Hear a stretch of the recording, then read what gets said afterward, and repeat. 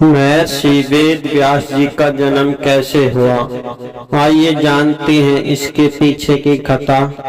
कहा जाता है कि एक बार ऋषि पराशर नदी किनारे घूमने के लिए गए। वहां पर उनकी भेंट एक कन्या के साथ हुई, जिसके शरीर से हमेशा मछली के गंध की दुर्गंध आती रहती थी।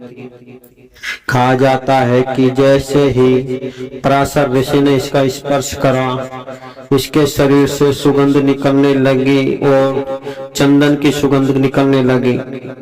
उसी स्पर्श से उस कन्या गर्भवती हो गई। तभी पराशर ऋषि ने कहा कि मेरे स्पर्श से तुम्हारा शरीर से चंदन की सुगंध निकलने लगी है, परंतु तुम गर्भवती भी हो गई हो।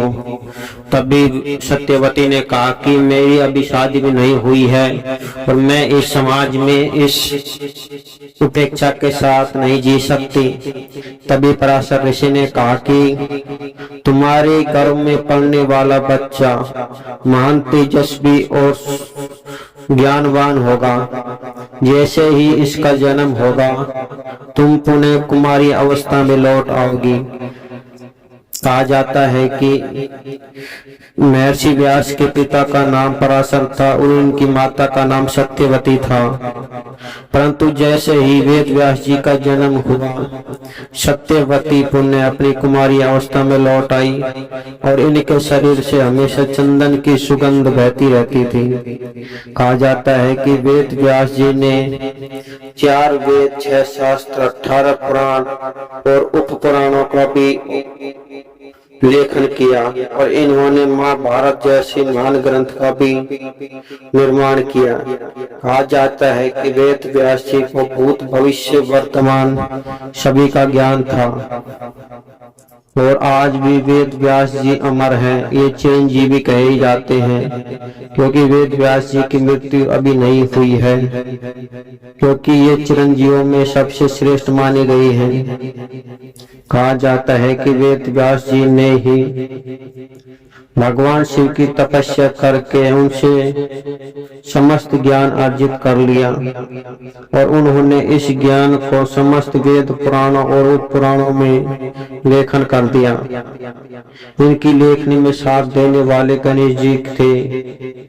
वेद व्यास जी इतनी तीव्र गति से बोलते थे कि उनका लेखन करना किसी साधारण इंसान की बस की नहीं थी।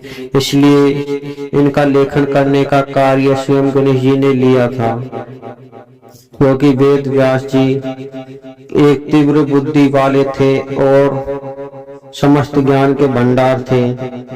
उनका ज्ञान वेद पुराणों और शास्त्रों तक ही सीमित नहीं था।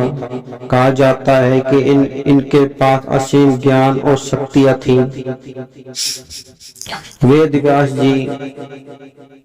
व्यास जी ने ही आगे चलकर एक श्रीमद् भागवत महापुराण का भी निर्माण किया, जो एक सबसे लास्ट की कृति है।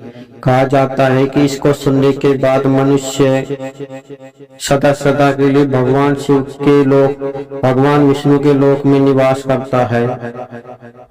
अब तो आपको जानकर अति हर्ष होगा कि वेद व्यास जी का जन्म कैसे हुआ।